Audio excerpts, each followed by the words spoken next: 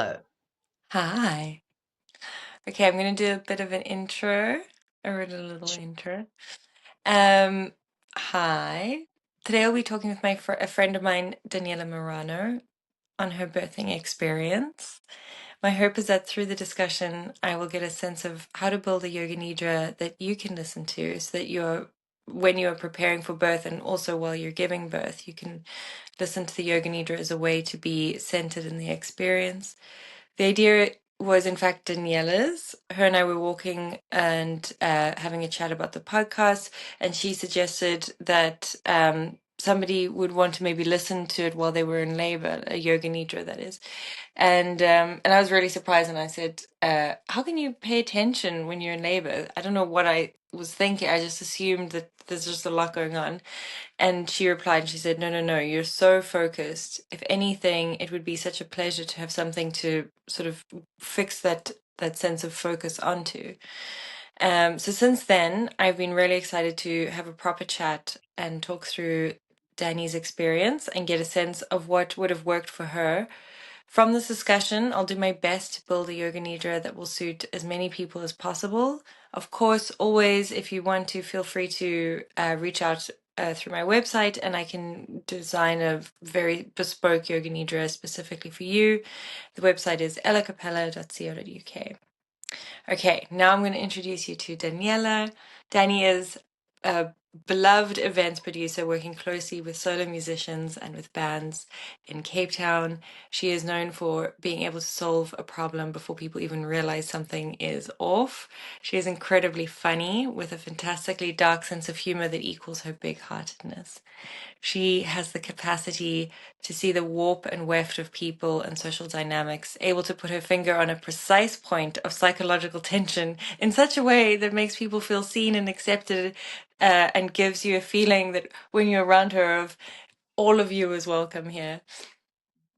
I have known Danny for 19 years, continually grateful for her directness, her warmth, and the perpetual invitation to laugh at ourselves. Like many friendships, Danny and I have spent hours over the years wondering if we want children, wondering if the world is too chaotic, if we want children for the right reasons, and if we are ever truly ready. Now that Danny is a mother to an absolute darling baby who is currently 20 months old, if my maths is correct, I am so pleased to be able to have this conversation with her about the experience of pregnancy and birth, and asking her at the end if she could have had the perfect yoga nidra at the time, what would it have looked like? Okay, so Danny, hi doll. Hi, How are you feeling everyone. right now? Hi, how are you feeling right now? I'm feeling good. That was the most incredible introduction. Um, Oh. yeah, and I'm very glad it's been recorded for posterity so I can just use it when I'm introducing myself to other things. Yeah, I'm feeling excited. I'm feeling excited to chat about this. And it's also really a nice opportunity for me just to kind of reflect on like the birth, because I think you do this in various like bits and bobs, but I've never actually taken the time to kind of unpack it. And yeah, I couldn't think of a better person to unpack it with. She asked very good questions. So yeah. Yay. Okay, amazing. So, I do have some questions, and they're intentionally open and loose because I really want to get a sense of uh, following any interesting parts that come up in the discussion. So feel free, if you want, you can share as much or as little on a particular aspect if you feel comfortable to do so. If I haven't touched on something and you think it's relevant, bring it in. It's very relaxed. Broadly speaking, I suspect that there will be three sections to the conversation: what the pregnancy was like, what the birth was like, and then an ideal yoga nidra. But again, I'm not attached to that exact mix. Okay, so in that sense, let's just start off with a hopefully simple question. I think. What was it like being pregnant? For me, pregnancy was just, yeah, it was so like chilled. I know that that's not everybody's experience, but yeah, I didn't have any morning sickness. Um, I'm fairly regular when it comes to periods. So when I was late, I was traveling for work in the USA, and I was like, something is up. Um, And yeah, like I knew intuitively pretty early on that I was pregnant. And then after I came back from overseas, we did a pregnancy test, my husband and I together. And yeah, I was pregnant. The test confirmed it. We did another one, I think, just in case. And I suppose, like, you know, Rebecca will know my context, but like I, at that stage, I was just found out I was pregnant, but I'd also just found out that my mom was like terminally ill, and the kind of two became very enmeshed in one another. Those concepts of like life and death is a little bit tragic, but also like it was I don't know, just a weird and wonderful journey. Um, and I think that put a lot of pressure on the pregnancy in the beginning. Not that there was, I just was really worried that it wasn't going to keep, like I was going to lose the baby or, miscarry. And so that was the main anxiety at the start.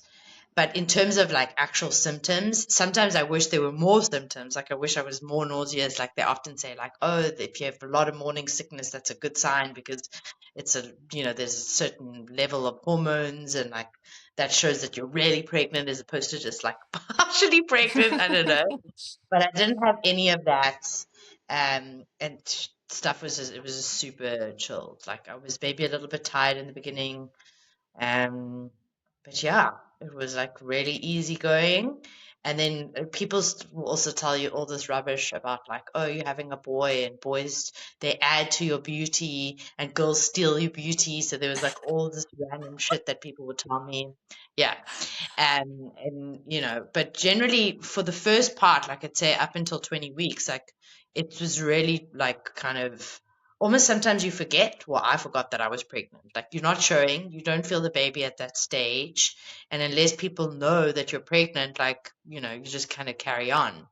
Um, and I wasn't kind of prepared to tell my work office that I was pregnant until much later, which I think came after like 20 weeks. Um, I had to give up smoking, which was pretty simple. I always knew this, and like you and I have had discussions before in the past about how like the only way that I was ever going to give up smoking is if I had fallen pregnant. And it was just a no-brainer. I was like, cool. Um, yeah. And then that was like the only kind of telltale sign for people maybe that knew me. Um, and then later on in the pregnancy, yeah, feeling the baby is awesome. It was really, really like a nice affirmation. Still never got sick later. Didn't really get much heartburn. Had a craving for tomatoes. That was like the only thing. And now Avi still loves tomatoes. So I feel like that was just his way of getting his way in the womb. Um, yeah. And like I think the biggest meltdown I had during pregnancy was when I really started to show and my clothes stopped fitting. And I had an event. It was in September, so I don't know how many months I was at that stage, but yeah, I just had like a proper meltdown. And I also had gotten my hair done that day, and they kind of bleached it blonde, like in a weird way. And they straightened it, and there was like this full moment of like, oh my God, I'm no longer myself. I don't have my hair. My hair is a different color. It's like straight. I can't fit into my pants. I had like a proper crisis. Um, yeah, because I was really trying to like wear old pants, like that weren't for maternity pants. Yeah. Um, and then I think after that it was quite nice because I was like, actually, I'm just going to lean into this, and you just get your like obligatory like maternity dungarees. Um, they make you feel better. I sometimes still wear them now, and I'm like, Oh, they're so nice. that is Yeah, nice. yeah, It's but pregnancy overall was really, really good. Yeah, it was very easy. I mean, it's funny because I think that, well, it's not funny, but it's interesting how these things sometimes happen because I think that you had such a emotional toll because of the news of your mom, and it's like almost a such a blessing. It's almost like life was like, we'll take any morning sickness or like bad symptoms off your plate because you've got enough happening in the outer world to be like, to also yeah, have to deal with like all of these other typical symptoms. I mean, obviously, it's hard. Like, I think that's just one of those things where I'm being one of those people that say one of those things because you can in retrospect. But, I think it kind of is one of those things where you just, what things balance out, and I don't know, it's just, Yes, I really do think it's they not, do balance out in that sense. yeah, Anyway, that's how I'm going to look at it. Like, but the lack of like symptoms was also the thing that like made me the most nervous, because I yeah, was always like, because you yeah, really like, like we just like between scans, you don't know like what's going on, yeah, like you have to go and then yeah, you have to go to the scan and then you're like, oh shit, like what's going to happen in the scan. yeah. So Also, that's a big relief. yeah. Also, just if anybody's listening to this and they're not watching the video, Daniela is distinctly not blonde and her hair is distinctly not straight. She's No. very much a brunette with big, beautiful, curly 80s hair. Yeah. So, okay, all right. So, I mean, amazing. You take the gifts where you can, right? Amazing. And of course, there is going to potentially be someone listening to this with terrible morning sickness, and I feel for you. And yeah, but wherever there's moments of grace and you get it to luck out on something, awesome. Yeah. Okay, so then my question is then leading up to the actual point of like getting ready to give birth. Did you feel nervous about the birth, and did you take on lots of advice from others, or did you have like a clear vision of like, no, this is my birth plan, this is what I want? So I definitely felt nervous. I had a instinct that I wanted to try at least to have a vaginal birth without an epidural. Like part of it because like I'm, like, oh yeah, I'm so strong and I'll be able to do it. But also like the idea of not being in control of my body and not being able to like walk around. Um, like in the delivery room, it would have been very hard for me. Like, yeah, when I look back at the Yeah. videos that I have from that day, I'm walking around a lot and like, in my mind, an epidural just meant like, cool, you can't walk around now. You're going to be like on this bed. Um, and even though like in the end I delivered like on my back, which everyone's like, you shouldn't be on your back and all of that stuff, which it worked out fine for me. It was more just like I wanted to be able to like get off the bed or move around the bed or, just have that sense of agency. Um, I think that I got a lot of advice, although I feel like I just tuned most of it out.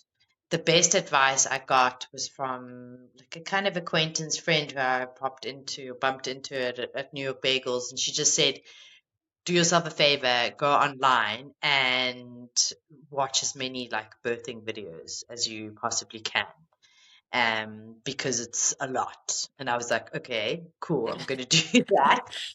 And then she also said, like, when I see women with children, I'm just like, oh, that baby came out of her vagina. That baby came out of her vagina. Or like, came out of like her stomach. Like people, like just women everywhere just do it all the time. So you can rest easy in knowing that. And I think there's a lot of information and a lot of like narrative around like positive and negative birth experiences. And like you'll even see things labeled like that. And again, I try to like stay away. I did get a doula to come and assist me, and the reason why I did that was because I'd heard from friends that like partners, although bless them, they do try, they just don't know what to do, and they often get overwhelmed. Which was the same in my situation. Like I just feel like doulas have, or like a midwife, or just another lady like who's experienced that knows that kind of wave of like feeling that comes over you when you're having contractions and like can stay calm. Whereas I think a lot of our birthing partners like don't want to see their partner in distress, and then they like are having a mild panic while trying also to be supportive, where really you just need somebody to be so calm and so present. And yeah, Mm, so I yeah. needed that, and I got somebody. Her name's Nicolette. She was amazing. Yeah, in the beginning I was like, I thought that I needed more from her, but actually she was just all that I needed. Oh. Yeah. And the main thing that I asked her in the first meeting that we had was like that I was worried that in the delivery that I wasn't going to have like enough agency to say like no to certain things. So if they said like, cool, we have to do the C-section now, like that I wouldn't be able to say like, actually, let's just slow it down. And in the actual delivery itself, she was that person for me. There Okay. was a moment in the delivery where I think that the like this nurse there said like you need to not push, and I said, okay, sister, I promise to try not to push, and that was like a perfect example of how like I just would have acquiesced to anything that they said because I don't know, I went to like a super polite place of like, tell me what to do. Um, so having Nicolette there was super helpful, and having her like along in the pregnancy, like we didn't really chat that much. Like, I just knew she was going to be there. I think I did one like antenatal class or birthing class, um, and that was it. Yeah, Yeah. that's pretty much it. Yeah. That's amazing. So, yeah, because I imagine everybody, especially people who already, have had kids, they want to tell you what they've done and don't do this and do that. And there's some people in my family who've done home births and they're very anti-hospital births. Like they're very, like the home birth crowd seem to be incredibly like they're very badge proud, if you know what I mean. They're very much just Yeah. like, I did 2 home births and it was terrible, but they're like proud of how terrible. And it's like, and I got through, which I kind of get there. Like I'm laughing, but I'm not actually like judging it. I think that there is something to it where it's just like I really like I'm showing you how much I believe in this thing kind of thing. And I Yeah. think that there's something great about that and just trusting your own intuition in these things. So I imagine that, and you can probably already sense where I'm leading these questions up to, which is, you know, with all of these external environmental factors, when you're having to have these moments where you just sort of come back to yourself and you're like, no, I want to lead from like an internal sort of driver. I want to find like something that sounds and fits right and like I can buy into because it's like it's coming from like an inner space, as opposed to like I'm following these sort of lots of external opinions. But Yeah. obviously you've read the question, so you know kind of where I'm leading up to with that. So I guess then the next question is, did you ever have a moment when you just wanted to pause and you sat with yourself and you really asked what it was that you wanted or needed to do with the birth? Like, did you have any intuitions? Um, I don't think that there was like specifically a moment. I just, or maybe there was, and I just didn't pay attention to it because when I had that first meeting with Nicolette, like it almost like immediately just came out that I just needed her to like back me up in terms of like what my choices were. And then I was like she actually said to me, she said like, well, you're already being, quite kind of, like not assertive is the wrong word, but like you've already kind of shown that what you want, like by saying these things. And I was like, yeah, Yeah. you're right, actually. So I think in some sense, like that's a perfect example. Like I'm saying to you, like, oh no, there wasn't a moment, but there must have been a moment, or at least there was an intuition, um, because I had an idea of what it is that I wanted, and I wanted her to help me kind of, make sure that I got that what I wanted, I suppose. Mhm. But also at the same time in life, like I'm not attached to anything like intensely. So I was also aware that, things might change and I was going to kind of go along with that. And if, there was an emergency or something needed to happen. And I suppose that's where everybody's, feeling is different.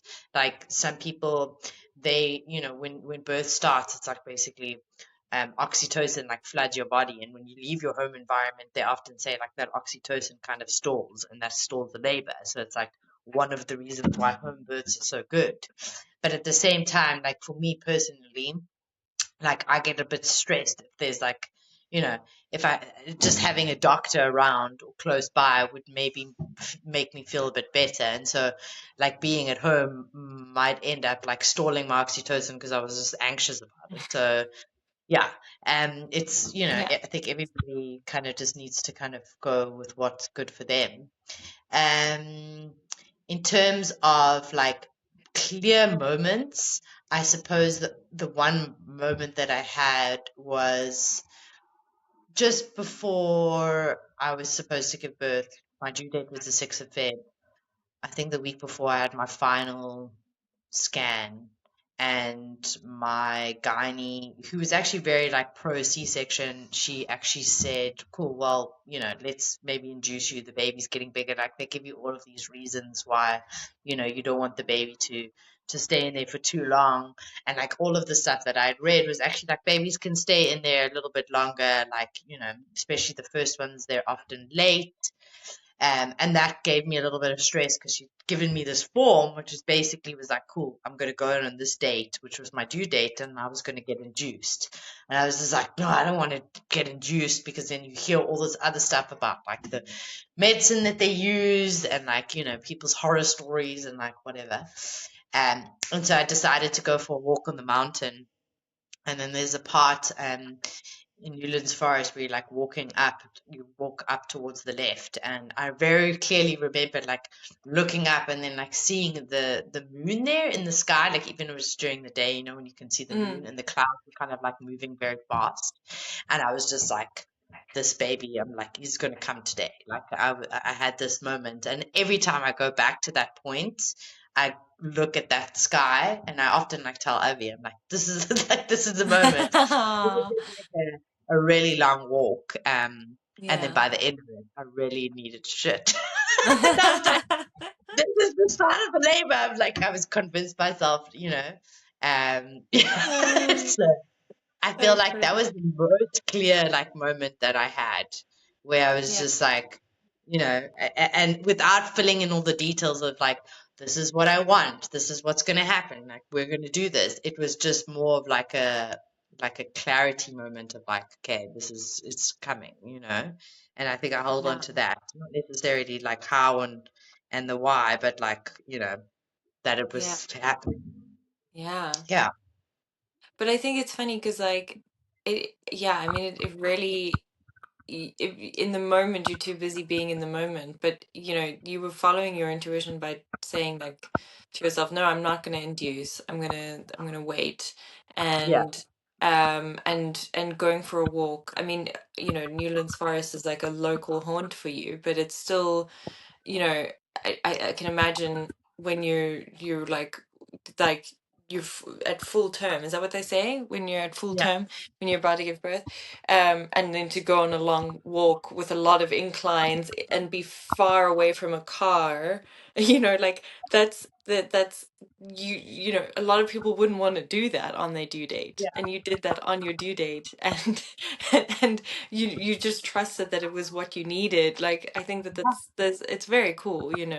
It's easy to just go like, oh well, I did this. It's like, well, yeah, but a lot of people would have been too, they would have gotten like in their, like their thoughts would have sort of crowded over, or they're like, they would have started thinking, no, no, no, I need to like be, it's like panic station. I need to like be, by a door yeah, and by a car constantly. And so you already said, so it's actually quite unusual, but you literally gave birth on your exact due date. yeah, And knowing you, and that's it like when I heard that, it didn't surprise me at all, because you have this sort of independent, I'm going to do it this way side to you, where you're just like, thanks for the suggestion, I'm good.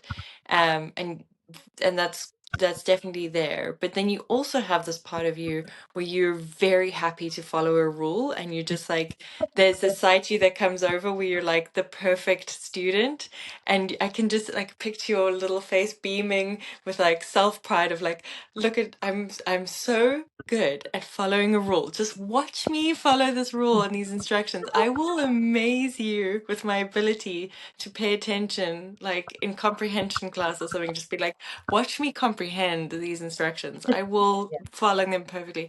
So given that there is these two sides to you, I guess that my question is, when now sort of getting to the point of the birth story, and you sort of you're having this, it's now okay, it's the day's come and it's happening.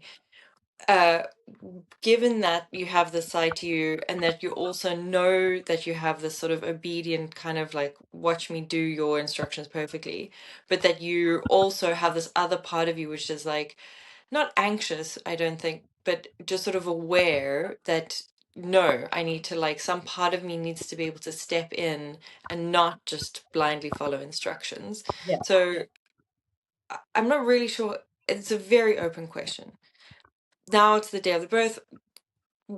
Please share what your birth experience was and how these sort of forces within you sort of played out throughout the experience of the actual birth.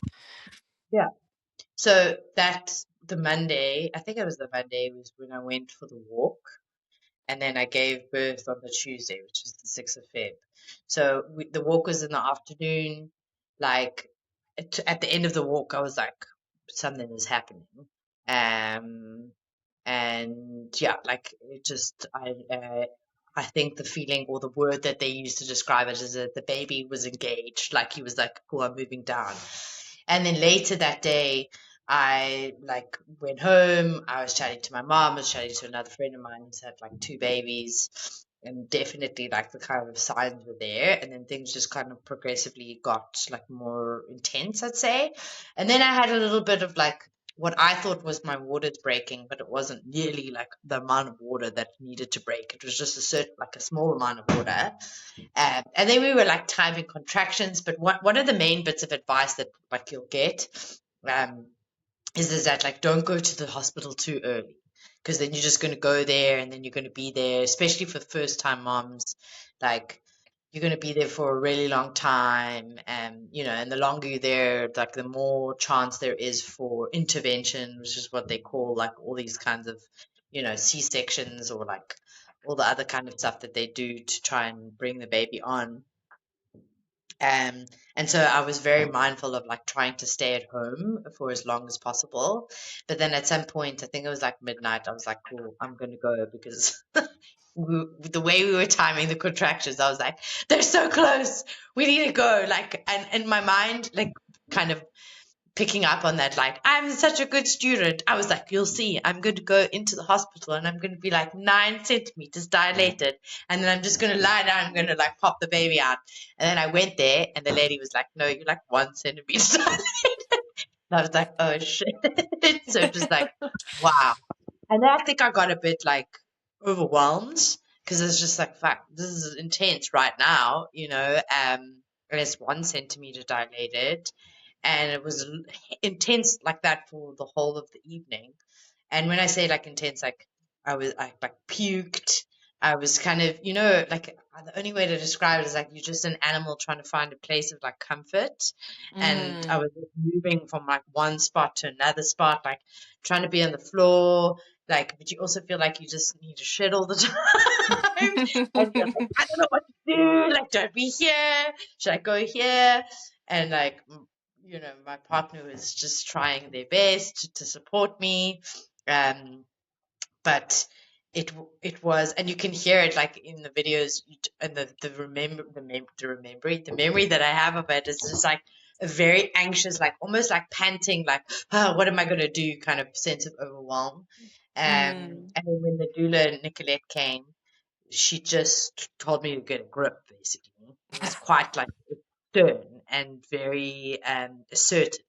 And she just kind of looked at me and she was like, Nice. you're going to get on top of this. And I was like, okay. And it was Okay. like the closest thing I can tell you is like when somebody slaps you across the face because you're like Mm. having a meltdown. It was like that, Yeah. but in words. I was just Yeah. like, I'm going to do this. And the way that she kind of assisted was just like making this visual representation of each kind of contraction as like a wave. Like Yeah. we started it and it's coming, and I'm like riding the wave as if you would ride a wave like in the ocean on a boogie board or a surfboard, and you get to the top and it's super intense, and then you get down again. And that's where, the conversation that you and I had about like doing a yoga nidra in this, because that just became like my focus. Like all I was Mm. thinking about was like, okay, I see the wave coming and I'm going up and over the wave, and the waves get like more and more intense. And even the ocean analogy is great in that sense. Like, when you see a big wave coming, you're like, do I go over it? Do I duck down? Like, Mm, what do I do? Can I hold my breath mm, for as long as it takes for this wave to go past? Like, mm. all of those kinds of things fit for this as well.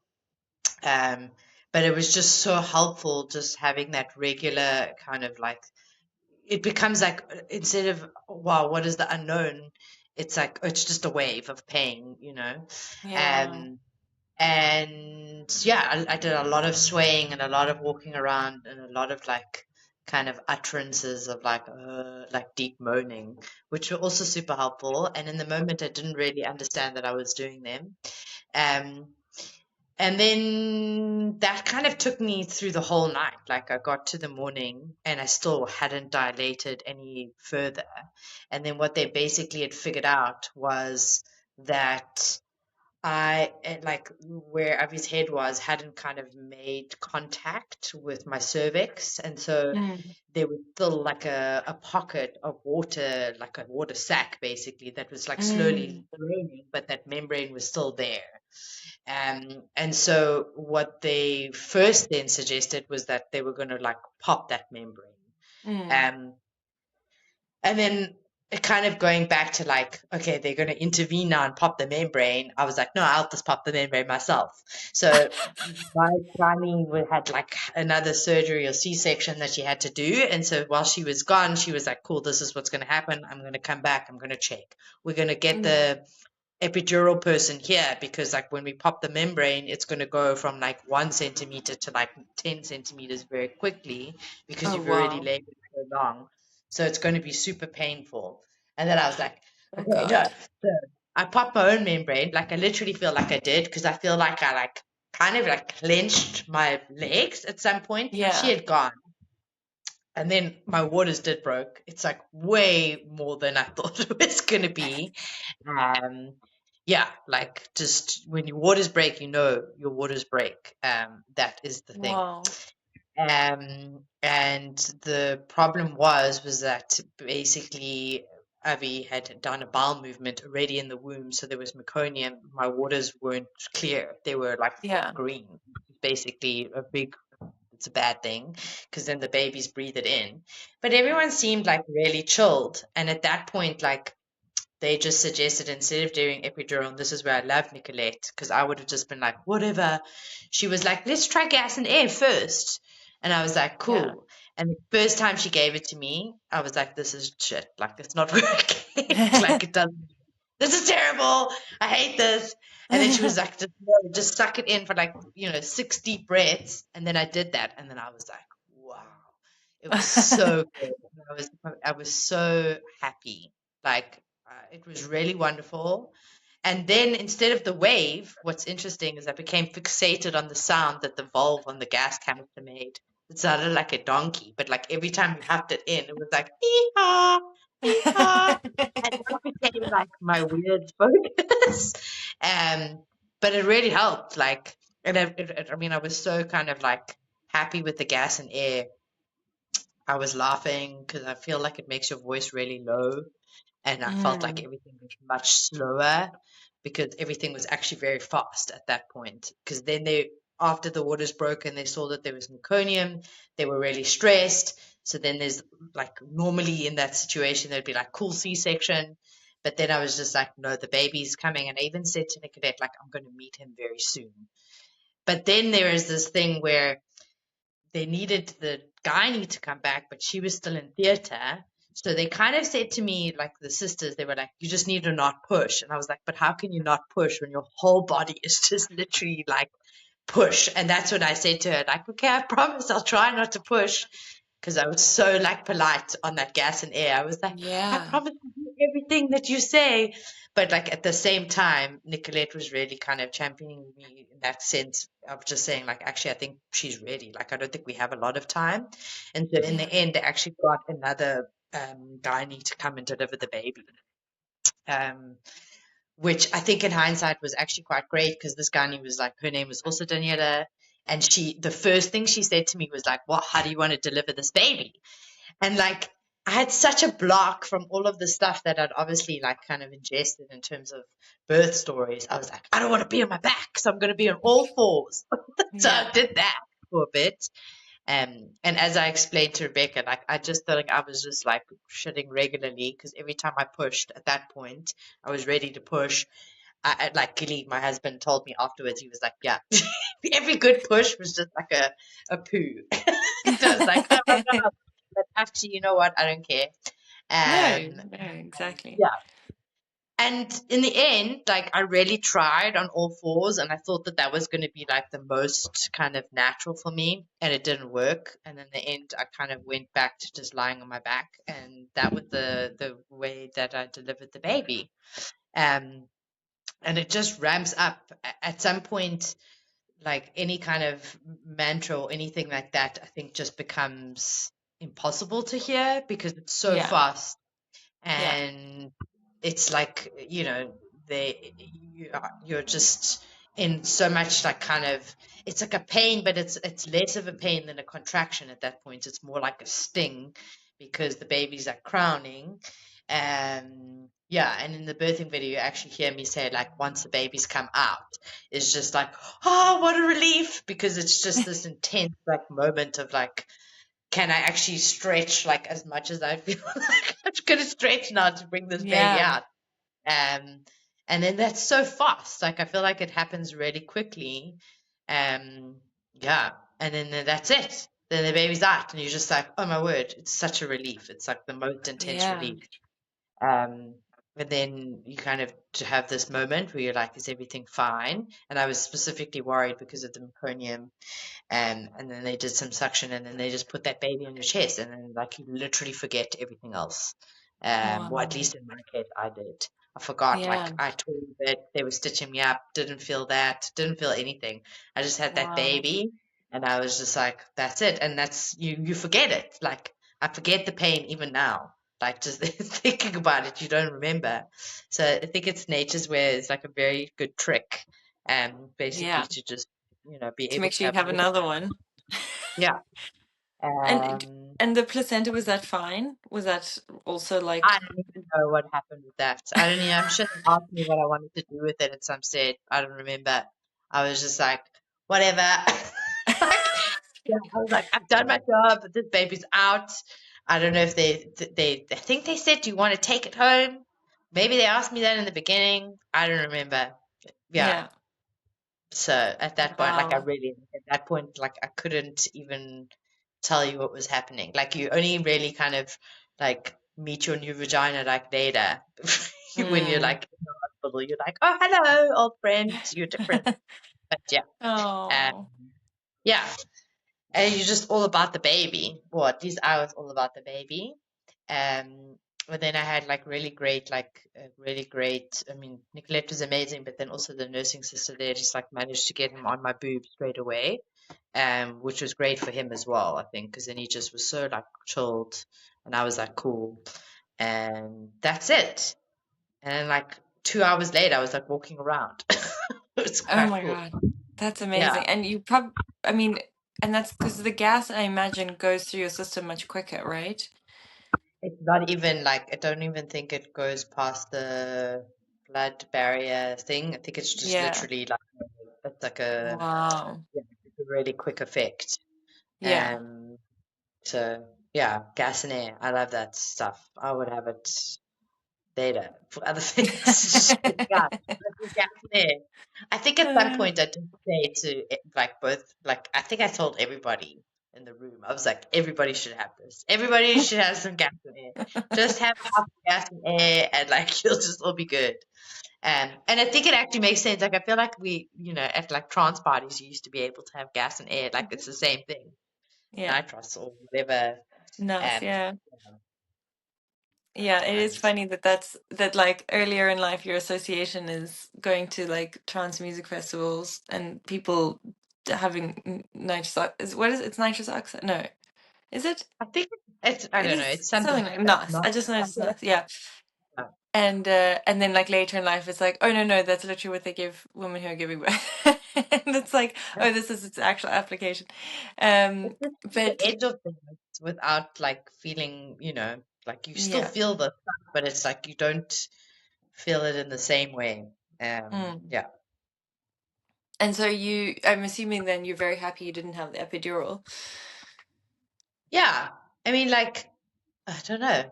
I don't know how to answer that question in the sense like there's a part of me that would be like, I don't have an epidural, but at the same time, like, maybe it's also stupid not to have an epidural. I don't know. Like, and I don't know if I had another baby, like if I had an epidural, then I'd say like, well, why didn't I do that the first time? I suppose I won't know unless I have an epidural.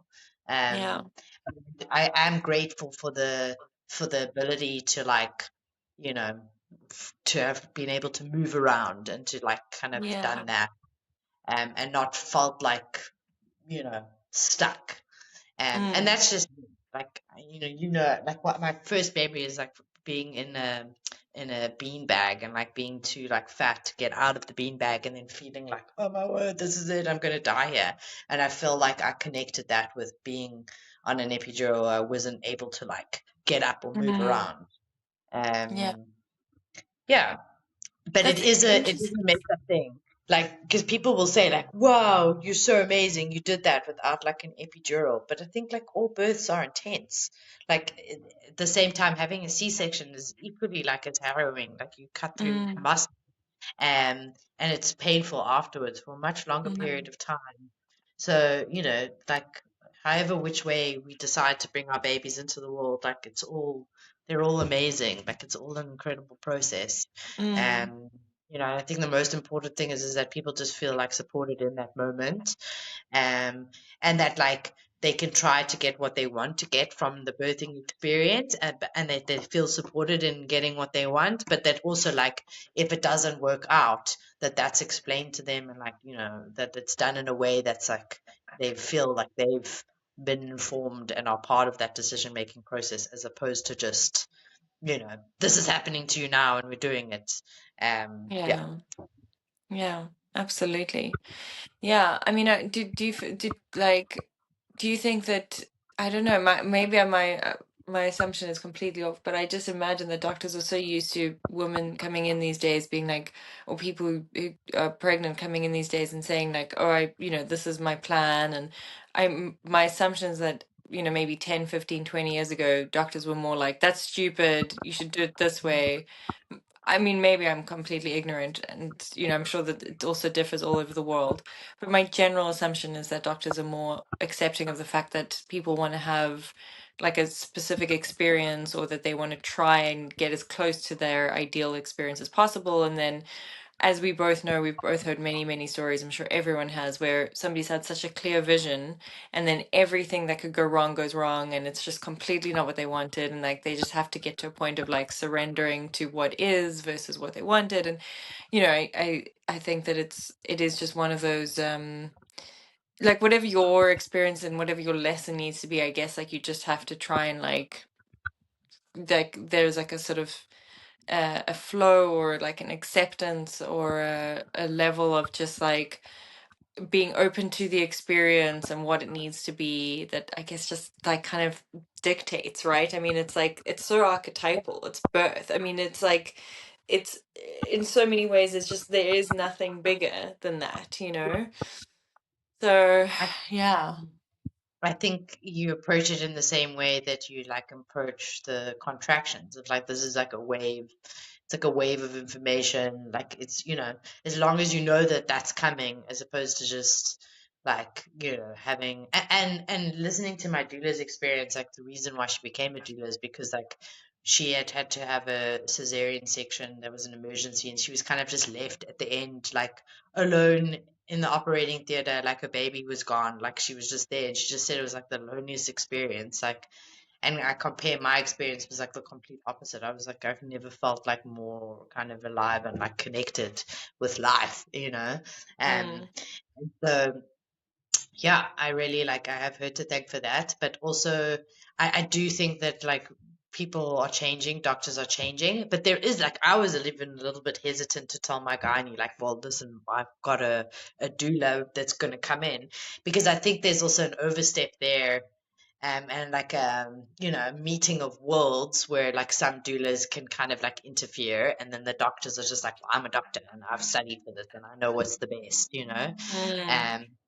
and my gynae even said, like, afterwards when she came in, she was like, yeah, your baby was having none of my plans.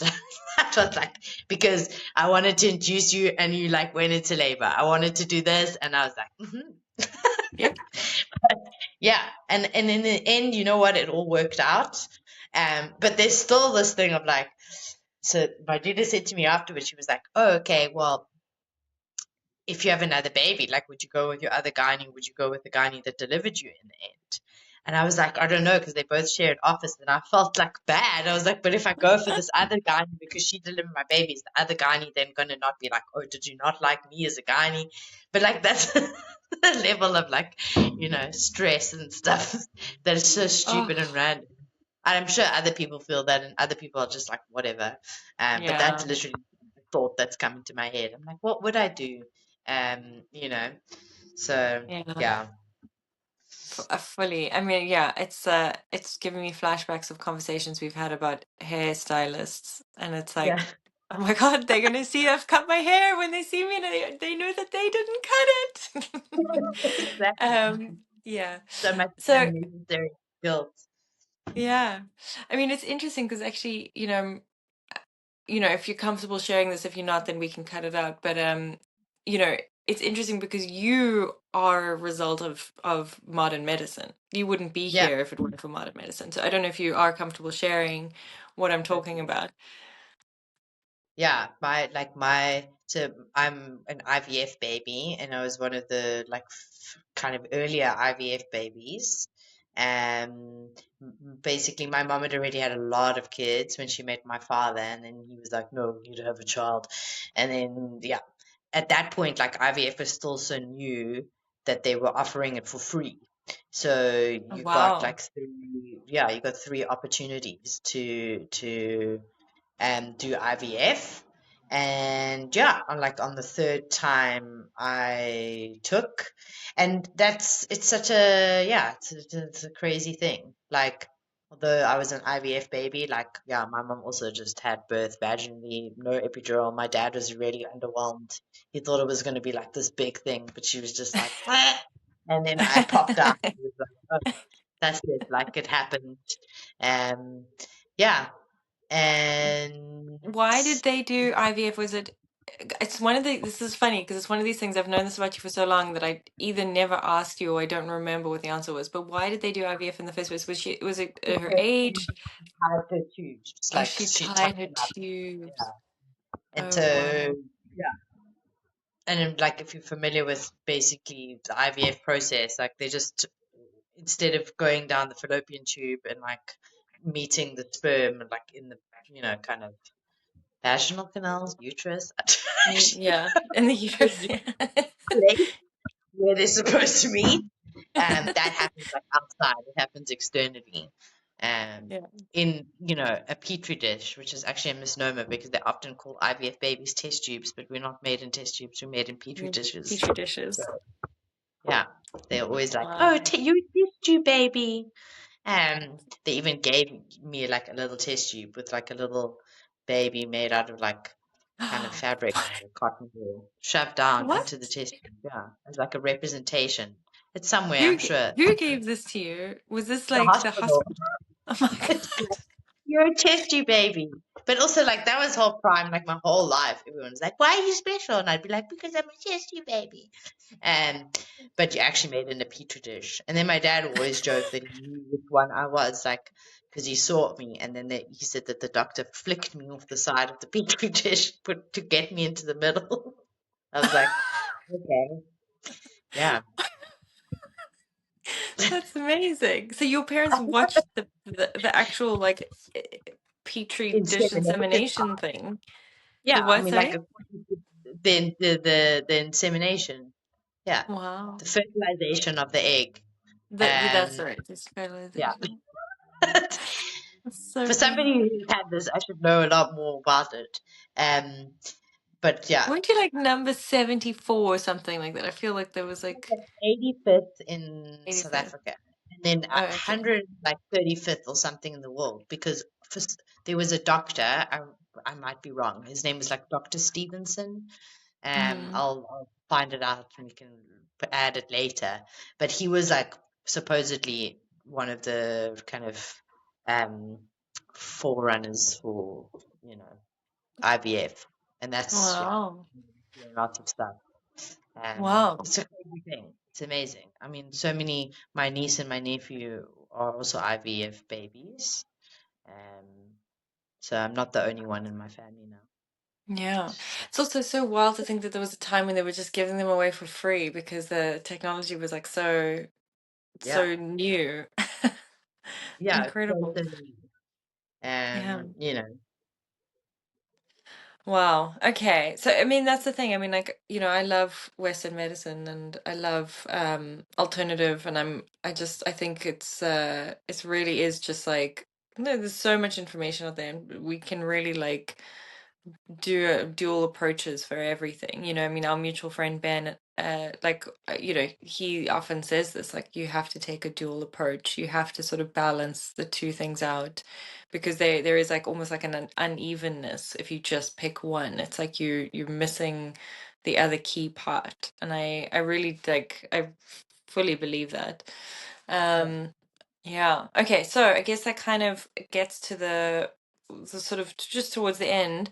Um, so you know, in terms of what if you had had a yoga nidra at the time,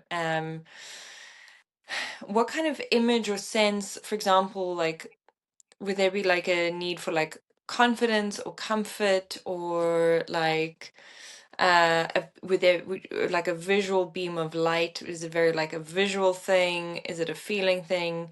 And in fact, it actually reminds me of a story because you and another mutual friend of ours you guys have both walked in the Himalayas. I think, did you do Annapurna or did you do a different one?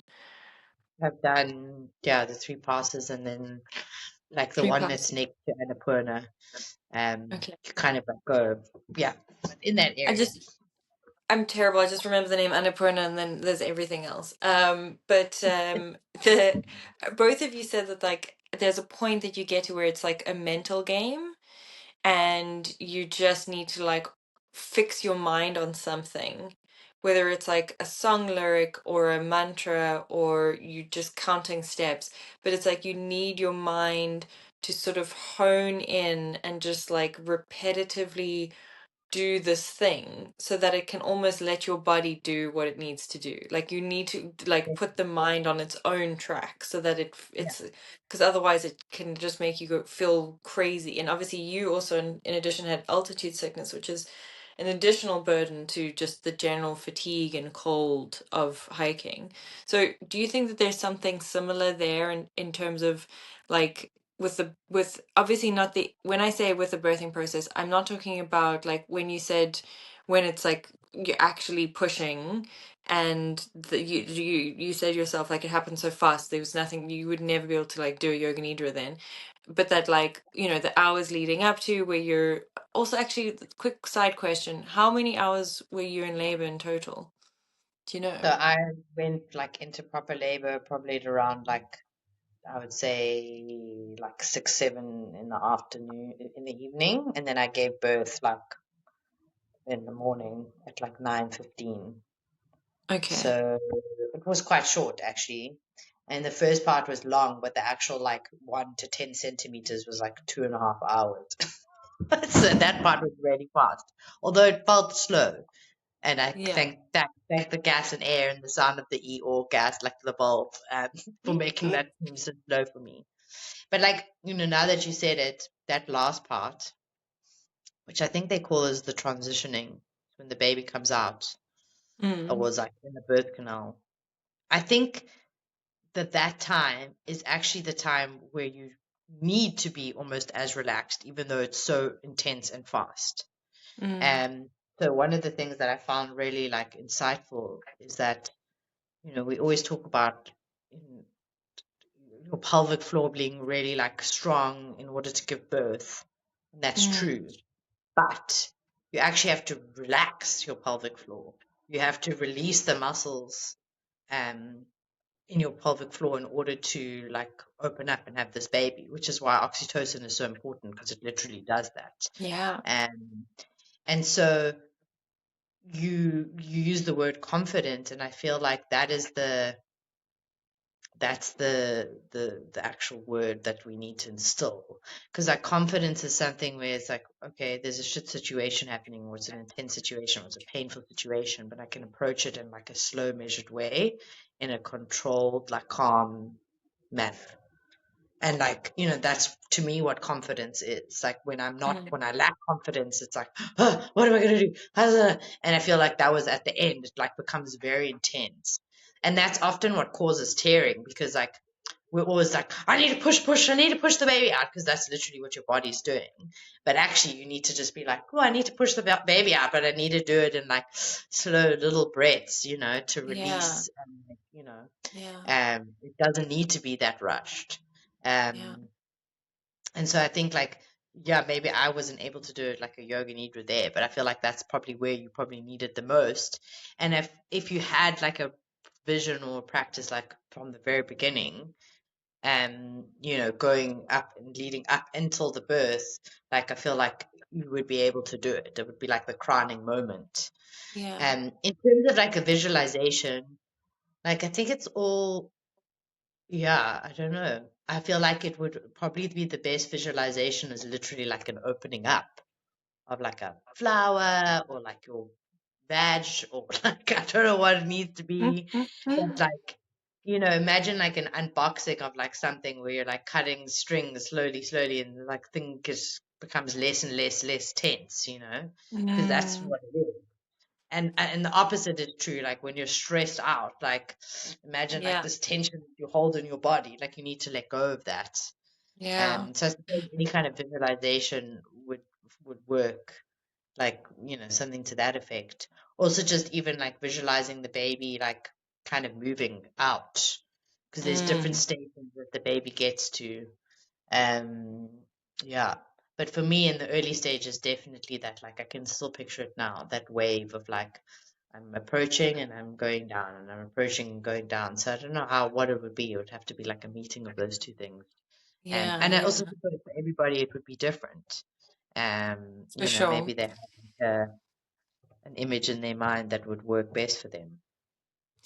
Yeah, I know. I mean, look, it's obviously it would be impossible to try and do something that would suit everyone. So I've long since, with being a yoga nidra teacher for years and years of teaching, it's just like I'm like, well, that's impossible. I'm not gonna, I'm not gonna bother trying because, well, you land up losing something when you do. You land up losing, Yeah, and you make it too like too open, too flappy. It's just when I first started teaching, I remember you try and be very accommodating to everyone, and there's like even part of the yoga teacher training, there's like lots of feedback sessions and stuff, and then part of that is being like, okay, now that you've got all the feedback, which feedback are you going to take on and which feedback are you not going to take on, because you can't take it all. um and so I think that even in itself, and that's the kind of, to use the word confidence, that's part of the thing. It's like you just have to have the confidence to be like, well, nothing is ever going to be the perfect thing for all things, but this is like one option, this is one way. Anyway, but I'm already imagining, because like I think that it is what I'm hearing is that if you're doing a yoga nidra for like a few like weeks or even like a month or two before the birth, yeah, I suppose it's probably better to do it like a month or two in case the baby comes early, but to get into a sense of familiarity with feeling a sort of feedback loop between your mind and then like the muscles and the sort of like the, to use a sort of maybe more woo-woo term, like the energetic area of the uterus and the vagina. And then you're trying to just create a sensitivity to that very subtle feedback loop between the mind and the body.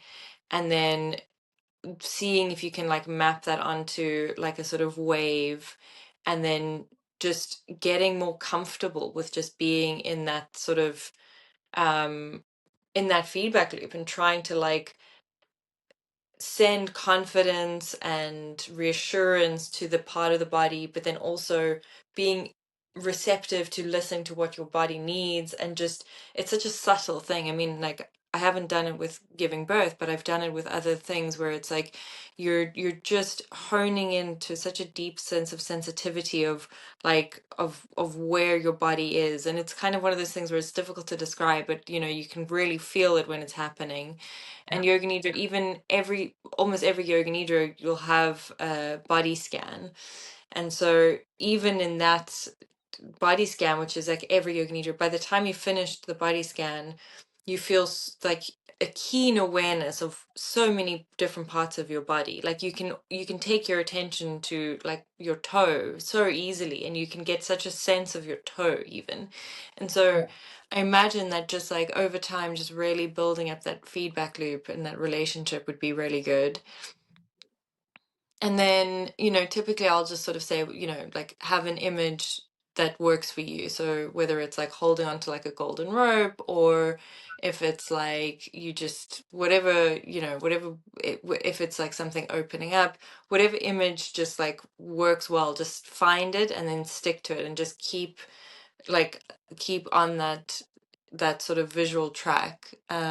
So yeah, I'm sort of, I can already kind of see it starting to form, and I'll put obviously sit down and put some time into it and design the actual yoga nidra. I'll see. Yeah, I think that the transition phase, what you're describing, I think ultimately at that point, nobody would be listening to the Yoga Nidra.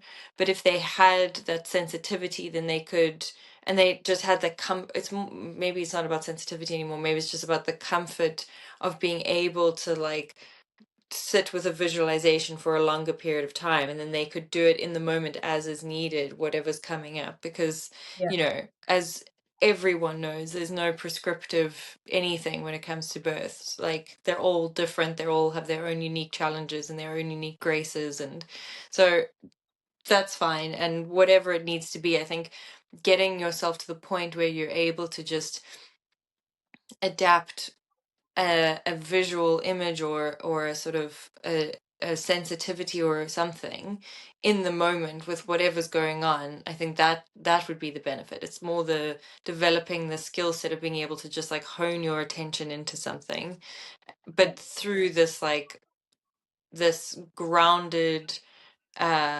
subtle communication sort of line or something between the body and the mind.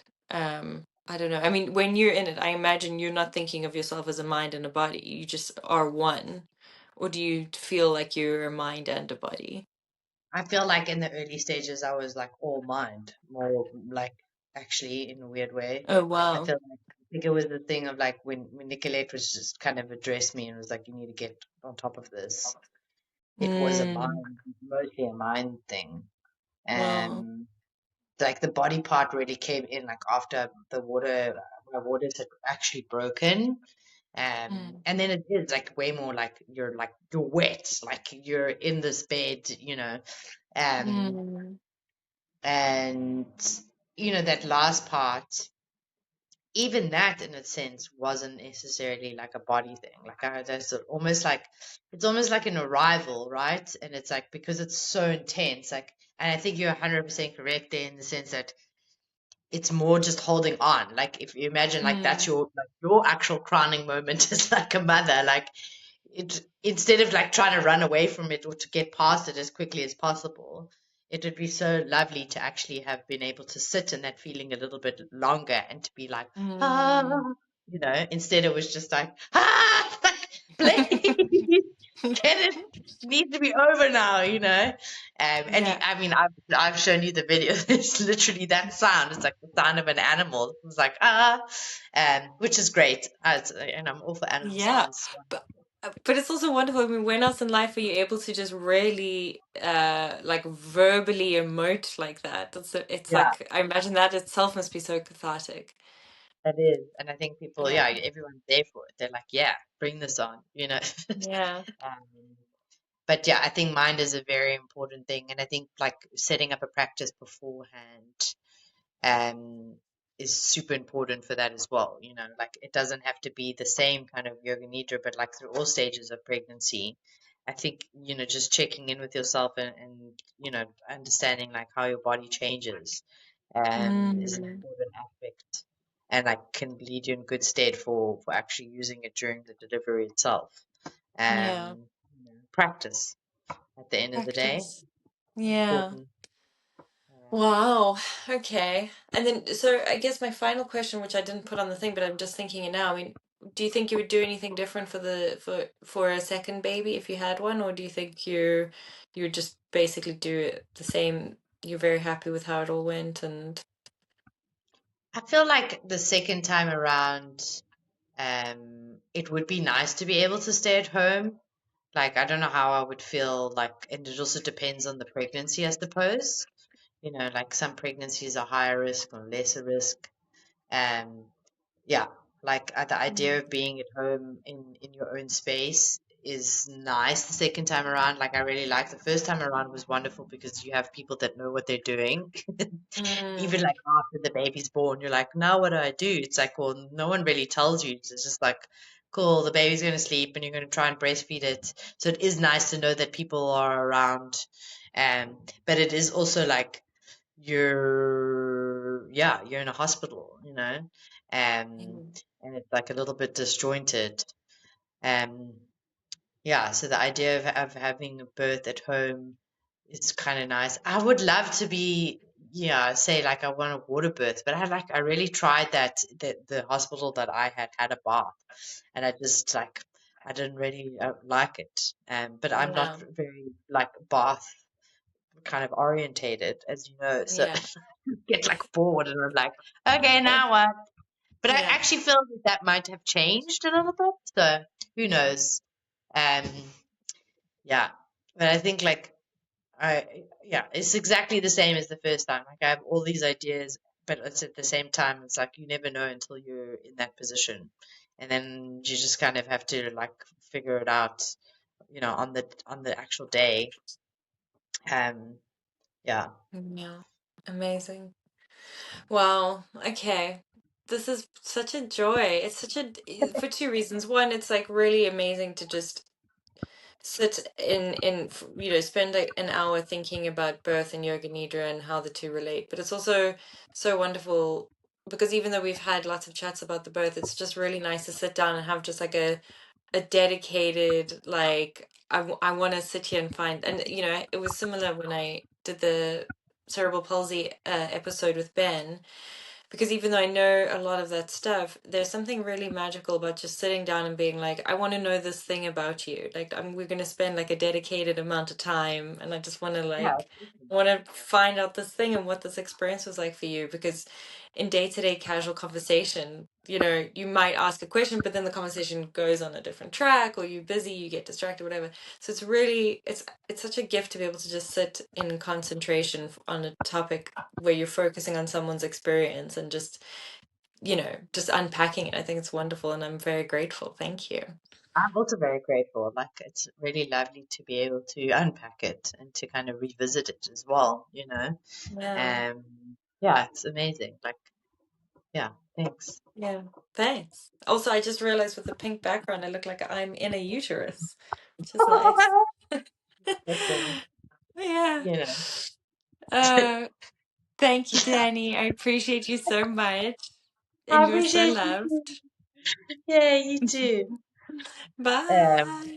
Bye. Bye. Okay, bye.